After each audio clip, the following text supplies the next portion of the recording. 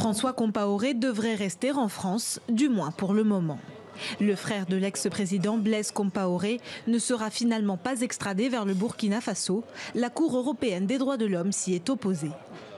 La Cour européenne des droits de l'homme a demandé au gouvernement français de ne pas extrader François Compaoré vers le Burkina Faso. Donc c'est une grande victoire, une grande émotion et je salue d'ailleurs la dignité et le courage de François Compaoré pendant ces années.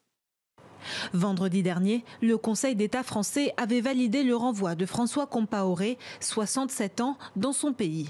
Mais les risques de torture ont été jugés trop importants par la Cour européenne des droits de l'homme. Au Burkina Faso, François Compaoré est inculpé pour incitation d'assassinat du journaliste burkinabé Norbert Zongo. Si François Compaoré n'a rien à se reprocher, qu'il fasse preuve de dignité et vienne affronter la justice de son pays. Pendant des années, il a circulé dans le monde entier et sa vie n'est pas en danger. Nous gardons espoir d'obtenir justice. Le peuple n'abandonnera jamais.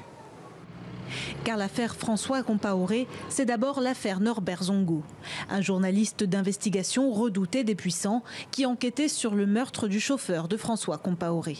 Le 13 décembre 1998, à l'âge de 49 ans, son corps est retrouvé calciné.